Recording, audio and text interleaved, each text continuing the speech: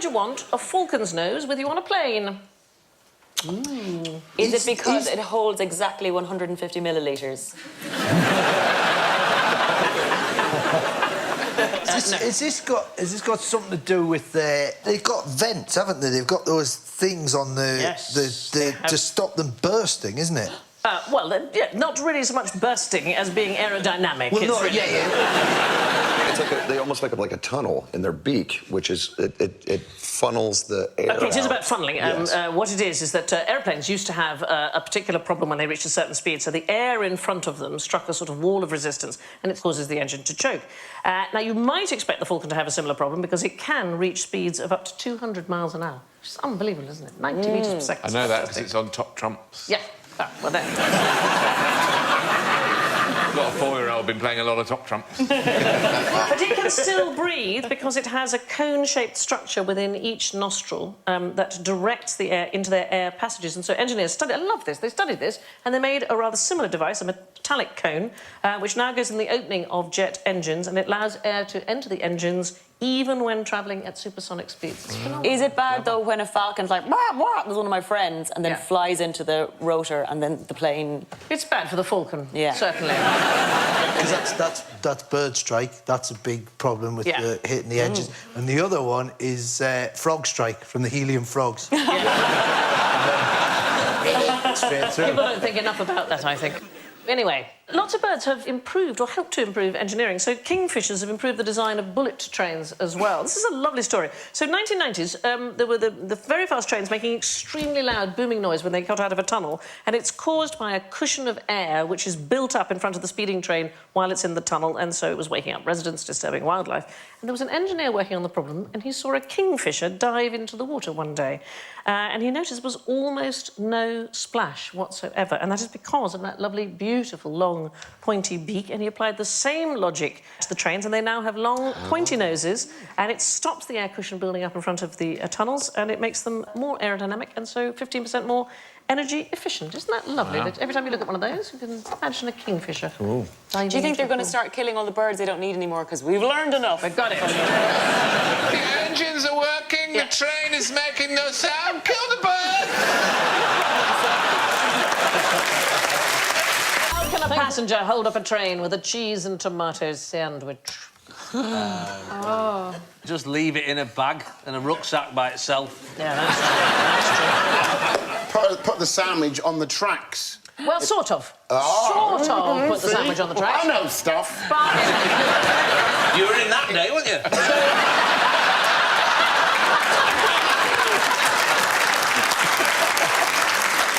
So, first you have to eat the sandwich. Oh. Right, then how are you going to get it on the tracks? By flushing the toilet. You're absolutely right. So, tomato seeds have a casing that allows them to survive the trip all the way down through the human digestive system intact. Human excrement is an excellent fertiliser, and it has caused so much trouble because tomato plants are actually growing onto tracks in the UK from train toilets being emptied. People haven't eaten tomatoes. I think this is a really positive story of hope. Yes? These tomatoes against all adversity. In Norwich, I don't know if you've been to Norwich Station, it's a beautiful station, and it's got a glass roof, and it acts like a giant greenhouse, and passengers are not doing as they're told. They are flushing in the station. Not shitting on the platform, now. They're leaning over the platform. And they're flushing on the train in the platform. I see.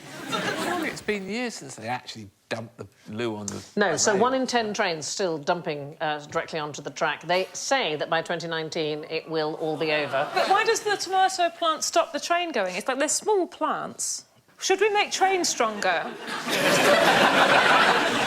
a plant, it grows, isn't it? If you grow one in a poo, the tomatoes are massive. Those toilets have this incredibly high suction system, you know, and every few years somebody gets their arms stuck down. Their arm? Yes. Usually, I think, getting a phone out of... Not trying to get back the tomato. In France, France in 2011. It took fire crews 2 hours to rescue a man who'd got his arm caught down the toilet, and eventually they carried him away on the stretcher with the toilet bowl still attached. Were they trying to get to him up through the toilet? I don't Pull you right through. We'll get you right through. I'm not going to get right through. You need to pull me out this way. Tunnel in London. Any thoughts? Under the Thames? Yes, under the Thames. Absolutely Greenwich right. Foot Tunnel? No, the Thames Tunnel. The Thames Tunnel? The Thames Tunnels. Yes, the Thames Where's Tunnels. that one? So it was started in 1825 and it still has trains going through it, but that is a picture of it. It's entitled A Correct View of the Thames Tunnel. It was the first time engineers had tunnelled under a major river. So Mark Brunel, Isambard's father, he said he worked out how to do it by watching shipworms pooing. Yeah, so when a shipworm, technically called a teredo, burrows into wood, its head is protected by a sort of tough helmet-like shell, and it digests the wood and then it excretes it out behind itself as a sort of hard residue that then lines the tunnel and strengthens. This is really clever. So and clever. I know, isn't that so brilliant, right? And he imitated this with a tunnelling shield, so it was an iron grid, right? And it pressed against the face of the tunnel when the workers are digging out the earth between the grid squares, and as they did that, others followed behind and reinforced the tunnel that they were creating. It took about 16 years to complete. They progressed about 4 inches every day. Who hasn't been there? And it was never really suitable for horse-drawn vehicles. In the end, it was just filled by souvenir sellers. And that correct view, passive-aggressive labelling of that picture, Yeah. was that one illustrator throwing some shade at another illustrator? No, it was throwing shade at the fact that it should have been just nice ladies and gentlemen walking up and down, and in fact it was full of vagrants and acrobats and ne'er-do-wells. Acrobats? Yeah, people used to go down and entertain, street entertainers. They love a tunnel. The past is a very odd place, isn't Yeah. it? I don't know if you remember the 580-ton Channel Tunnel boring machine. Do you remember that? Yeah, I do remember it. I pitched a novel which was about some people who wanted to save the remaining endangered species. So what they did is they wiped out humanity by using that boring machine to... anyway, it didn't get commissioned. I said, no, thank you. For a while, the machine, once they'd finished the Channel Tunnel, it was for sale. It was sold in 2004 for just under £40,000 to a bidder on eBay. No. Yep. Price did not include delivery, no returns. That was the thing. Would you have bought such a thing? I'd like to have just had it, but like put it in the garden. It'd be quite interesting. How big is your garden? Quite a lot bigger if you had that. Yeah, that's so true. If you're a normal amount of, you have money, you have a debit card, occasionally, you do go on eBay, you're drunk, you think, I don't have any roller skates, you buy them, you forget about it, next Wednesday, the postman comes, oh my gosh, who got me these? But it would be good if you bought that, right, and there was never any use for it, ever. Yeah. And then, like, some natural disaster happened or You something sort of go, happened, oh, I've got the thing for the job. Yeah. And everyone laughed at me when I bought it. And now who's laughing? Yeah. Because you can't use it unless you give me loads of money. Oh. A similar thing happened to me at an auction. OK. Which is that I bought a painting of a cat that was dressed in human clothes. And it was £50. And at the auction, I expected everyone to go, and for it to go up to hundreds of pounds. But I think it was started at 50 or something. And I went like that. And the auctioneer went, thank God that's gone. It gives me the creeps. And then everyone else laughed at me. But who's laughing now? Because it's in my living room. And there will be a natural disaster involving cats. And you'll have the very thing. The thing. You're laughing now, but... something's going to happen. I know what it's going to be. Yeah. I think it's going to be like the cat revolution. Yeah. When they finally make human beings subservient to them. That's And you'll be exactly- the only one they forgive because they go, she was respectful. They'll come into my house to arrest me. Right. And... The cats? Yeah, the cats. And they'll be wearing human clothes by then. They'll be standing up. Do you want to going, make some notes for your novel, darling? Sarah will come in a tunnelling machine. Yeah. I'm really worried about this because all I've got is a bumper sticker that says so many cats, so few recipes. And I just think... Back to the railways. Tell me, who wouldn't be seen dead in first class? Who wouldn't be caught dead? There's a clue in the question. I dated a pilot for a bit, you know, an ex-Red Arrow, actually. When you say you dated him for a bit of what exactly? Well, I 3 did... air miles? I asked him once, I did say to him, will you, Will you land? When we were in a bit of a saucy situation, I said, will you do the pilot's voice? Will you pretend you're landing the plane? And he said, where are we landing? And you said Brazil. I said...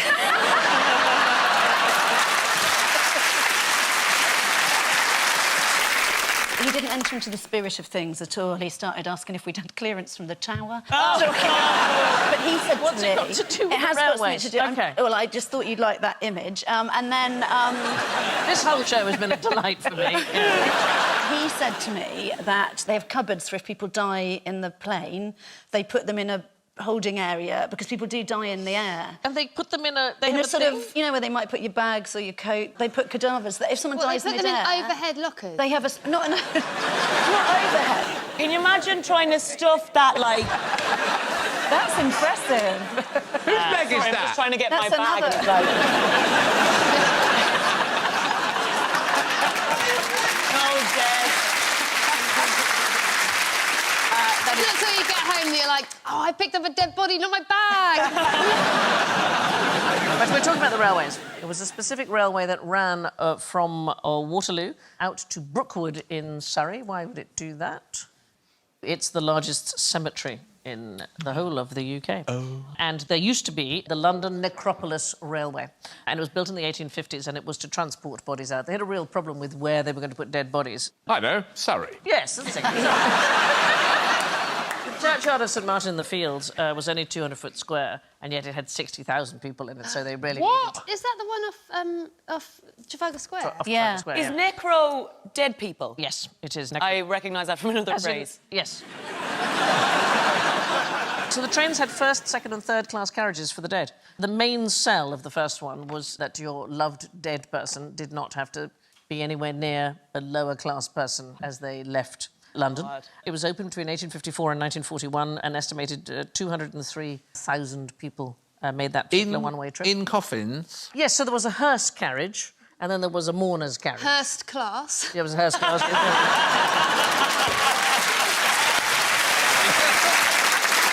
First and second class mourners had their own waiting room away from the third class, and then Anglicans and non-Anglicans had separate stations at the cemetery.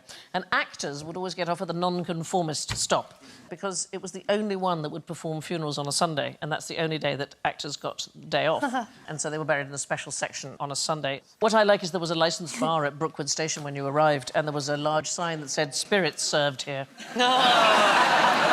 I love that there was just a day for actors to have. That must have been the loudest day. The Sunday. Yeah. No! How can I make this about me? Which train did the murder on the Orient Express take place? The Orient Express. You're a good sport. You're a very good Thank you so sport. much. Well, sometimes, you know, they go, yes, Yes, that's correct. it's correct. But never when I say it. No. The murder took place on an Orient Express, but not the one that you are thinking of. So... Well, no, we're thinking of the one that the murder took place exactly. on. Oh, sorry, I didn't know you lived inside my brain. Well, there were several train services in the 1930s which included the words Orient Express in the name. Yeah, and those are the ones we were thinking of. Well, what is the full name of the one where the murder took place, then? We were thinking of the one where it took place. We don't have to say the name of it. We just, all of us, demand the points. Sorry, there were lots of different Orient Expresses. Agatha Christie's took place on the Simplon Orient Express, yes. Yes. Yes.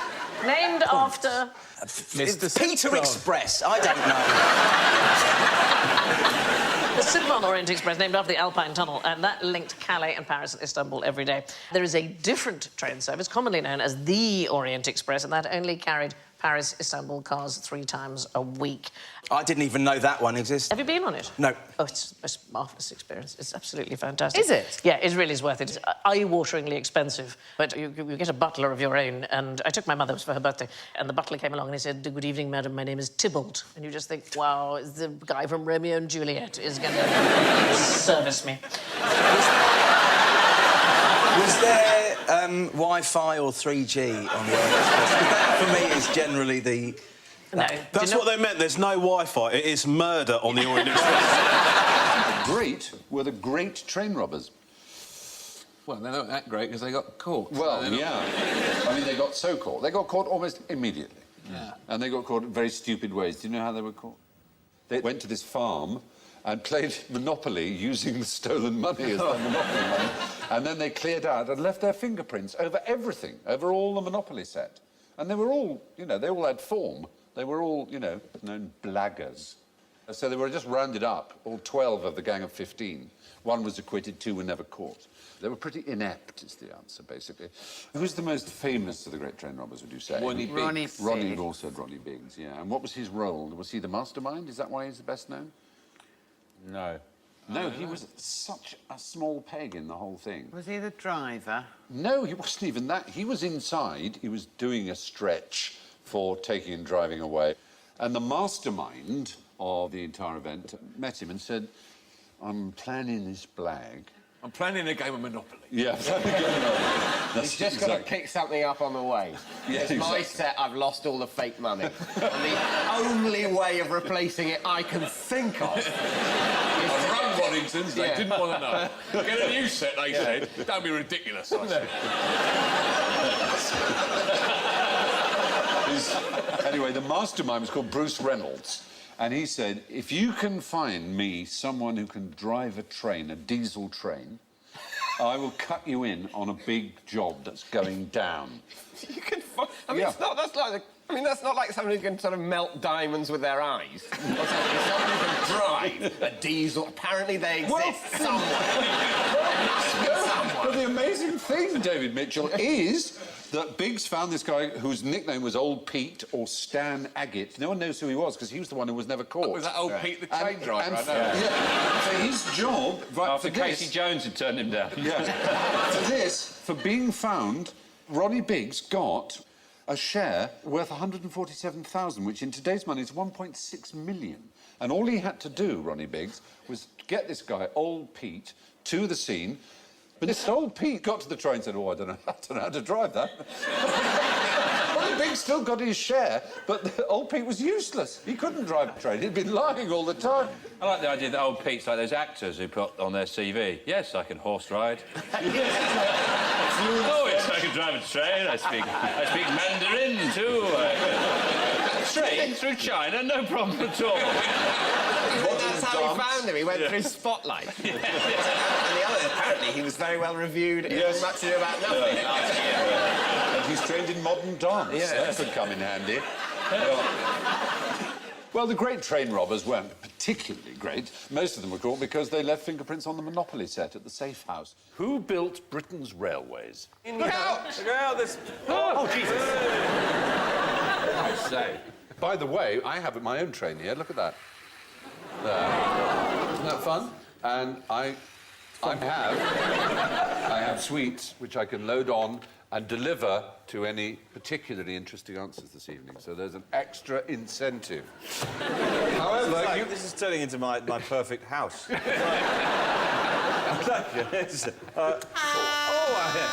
More toast, please. Wallace and Gromit. But you have first to address the question of who built our railways. Richard Branson. Oh, no. It's not elephants. Large creatures were trained to trample down areas of Britain to be very, very flat. The railway mouse. Well, you're right, actually. That because... Well... Sweet. That's a treat. That's a treat. You're right, actually, comma, in saying... Same word, comma. In saying that railways had to be flat in the days when they were built in Britain, which were the very earliest days because we were the country that invented the steam locomotive and the railway system. And they weren't powerful enough engines to go up hills or to go even really round bends, so they had to be straight and they had to be flat. Were they built by the wrong type of builder? Well, at the time, they thought they were the much-mocked navvy. They were called navvies. They were mostly Irish. Yes, and they were an extraordinary example of man muscle. They really were. It took a year to train a navvy. Whoa, you fed them on meat and beer. No Dagenham smiles there, very tightly done trousers. And they... A Dagenham smile? The Birmingham to London track took 5 years to build and was the equivalent in work of building 1.5 Great Pyramids. It was an astonishing feat. Astonishing. These people were incredible. As I say, it took a year to train them. They lived on beer and meat, and they could outperform any other manual labourer. I mean, farm workers would be exhausted after a quarter of a day that the navvies could do. I hear once that the Trans-Siberian Railway, which was meant to be a straight line, the Tsar got a ruler and he said, I want the railway perfectly straight, like this. And he got the ruler and he drew a line like that, but his fingers were over the edge. And in a couple of places, it did a big sort of detour like that. And he went, build me that, go away, you, like that. And they went, oh, we better build it like you said. So they had to build 2 great big curves, That's a lovely thought again. That's a lovely thought. I'd always assumed that the first railways that was... All very well. Hey! We've got a sweet.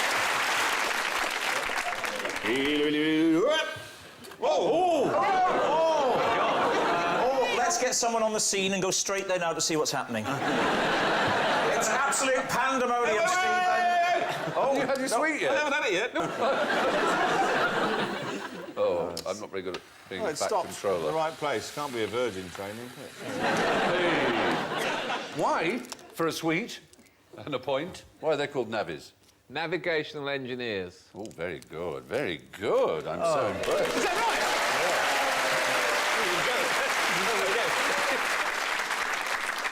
right? They were responsible for digging what were called the internal navigation system, which was the canals.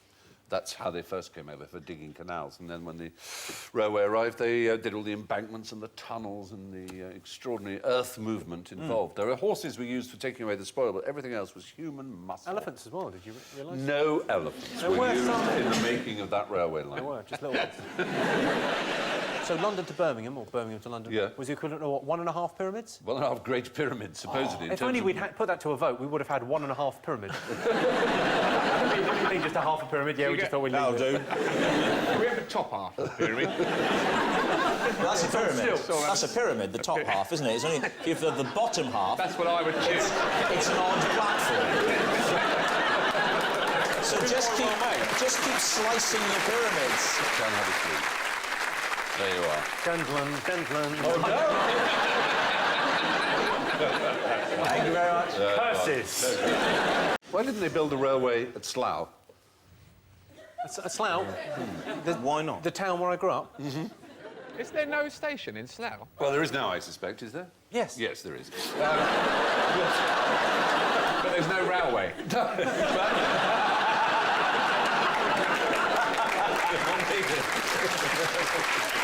It's a start. When the railway was being built through that particular part of Buckinghamshire, they were told they couldn't build a station at Slough. In fact, what happened was they would disregard it by stopping, and people would get on and off, and they would sell tickets in the pub. But who was it who said we won't have a station here? What school is nearby? Oh. Yes. Oh. I do know it. It's Eaton. Eaton College, of course, is there. And yes, they thought the boys would be tempted to go into London. There they are. Bless them. And take drugs. And, well, visit prostitutes and so on. What about the first thing they do? There's a train. Prostitutes! I'd like a prostitute super saver, please.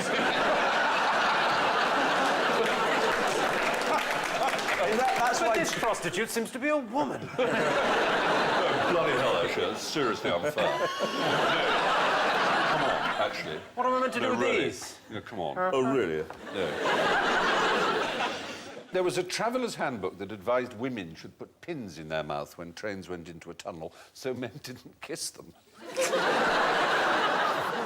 To protect themselves from unwanted kissing, they put a pin in their mouth. It's very sweet, though, to think that kissing would be the first thing that men would... They come out of the tunnel, the bloke's got a pin in his cock.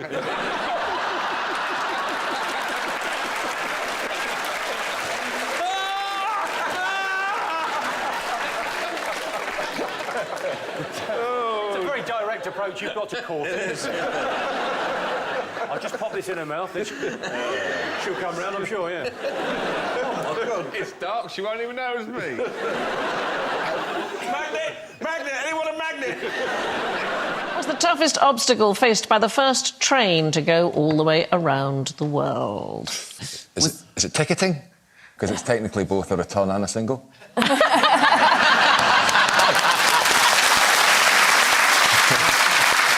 So there was a guy called George Francis Train. He was an American entrepreneur. In 1870, he circumnavigated the world. He is the person who inspired Jules Verne to write Phileas Fogg. His name was George Francis Train. Train, I know. Yeah. What are the chances? Yeah, it's a fantastic trip.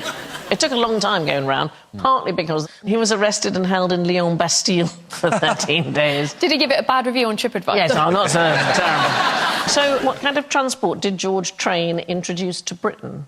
Introduced a mode of transport to Britain never seen before. Yeah. Paragliding. Ooh, it's Funicular. Funicular. Oh. I get it. I like just that word, no. Sorry. Train ran Britain's very first successful tram. Oh, of course. Did he go? How did he describe it? It's like a train. Yeah, it's a bit like a train. It goes on the road. What are you going to call it? Tram. So his first tram was in Birkenhead, and what I love about this, he obviously thought big, George. He invited all of the crowned heads of Europe to come to Birkenhead to help open the tram. Unbelievably, not one of them turned up. I know. No, King of Spain hasn't turned up. Princess of Sweden said yes, but I think it's a maybe. He then set up a line from Marble Arch to Bayswater in London. Very popular, except with wealthy residents who had to cross the line to get to Hyde Park. They could not tolerate these new vehicles hogging a fixed section of the road on rails sticking up above the road surface and proving an obstacle to carriages. It's also not very far, is it, Marble Arch to Bayswater? I know. We're off! Yeah. We're here. He was arrested for, and I love this, breaking and injuring the Uxbridge Road. He's actually a wonderful character. He's wonderfully eccentric. He used to like to shake hands with himself. What? He was... How are you doing? Is that a euphemism, Sandy? It's a long journey, a long time of his own. What are you doing in there? I'm shaking hands with myself. Get out of my tram! There's no such thing as a tram, you dirty bastard! I've just invented it! I'm going to Bayswater! He's also... But it's only up the road! Leave me alone! I didn't finish until you came! Train was arrested again in the United States. He was described... Quite rightly so. Yes. He was declared a lunatic for supporting Victoria... He was harsh. Well, he was a supporter of the women's suffrage movement, and there was a suffragist called Victoria Woodhull, who was the very first woman to run for president back in 1872, and he was arrested because he was a lunatic for supporting her. But he wasn't in favour of all women. He was outraged by another woman who's a sort of QI favourite, which is Nellie Bly. Anybody know anything about Nellie Bly? Alan, can you remember anything about Nellie Bly? Oh, I can't remember. In one ear and out the other. Wasn't she an elephant? She was a writer, and she, as a stunt for the New York World newspaper in 1889, she went round the world in 72 days.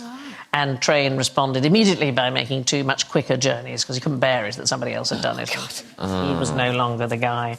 There's a guy called James Holman. He was an explorer, and in 1832 he became the very first blind person to circumnavigate the globe. He lost his sight in the Navy aged 25.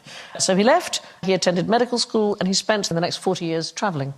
I mean, it's a fantastic story. He was imprisoned in Siberia as a spy. He had a river named after him in Equatorial Guinea. He published 5 volumes of memoirs. And I love this. He claimed he could tell a person's social status by the sound of their footsteps. See, this is what they told him. He had no idea where he went. No. He sailed up and down Loch Lomond for 5 years while they put different spices under his nose. That's you in China now. Look at this. Yeah, it's magic. I'm going to become a doctor. Is home to the world's oldest working model railway. It was first built in 1912, but what was the point? Was it so a 10-year-old Rod Stewart had something to play with on his birthday? There is an astonishing railway that Rod Stewart has built. This, which looks like a proper railway station with all the buildings, this is Rod Stewart's model railway, and he has been working on it for 26 years. He's handcrafted all the buildings, and when he's on tour, he has a special room set aside where he can build his railway. Isn't it funny that someone who puts out so much sexuality can destroy it all with something so... I also, it's good for the lady there with the road sign expert to know things could be worse. So I absolutely love model railways, and I have a little train that runs around the skirting boards in my office, but after I saw Rod Stewart's, I realised that mine needs a little bit of work. So this is Rod's, this is mine. Oh! I love that. That's amazing. So does it go right the way around your room? Yeah, around on the skirting boards. I want to get a bridge at the door that'll open and close like that. A bridge at the door? Yeah, so that you could open the door and the bridge would go up like that. You wouldn't have to have signs 20 metres before you get to the thing saying track approaching, you know, no offence. Yeah, What about if you had a colossus with a swinging dick opening and shutting?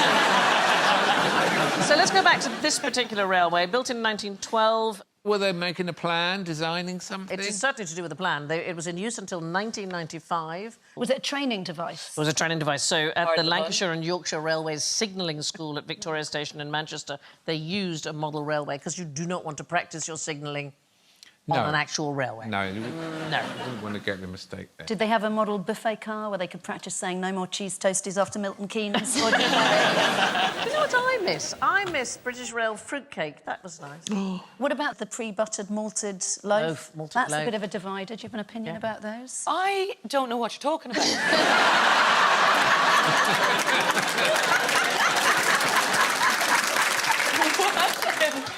You know the serene malted loaf? It's a malted loaf. If you bought it, would still be good to eat in 50 years. So model trains are still used to train railway stuff. So TfL have a place called Ashfield House in Kensington, and the tube staff use Are model stupid. Look at them. In the way. It's behind How to use the platform. What am I doing wrong here? It's a mock-up of a tube station. It's called West Ashfield. It's on the 3rd floor. Complete with tracks and signals and barriers and a train and so on. And they train 1,500 to 2,000 drivers and operational staff there every year. The very first model railway was built in 1859. It was built for the 3-year-old son of Emperor Napoleon III. Lamond reported. I should do this in French. Oh, please do. Sandy, take us on another journey. Oh, la, la. Oh la la, the railway, built for the amusement of the Prince Imperial, is a real toy, as well as a masterpiece of mechanical science. Its track is in the shape of the figurette, the wit, and the caricature of its tiny rails is reminiscent of surprising curves of the railway.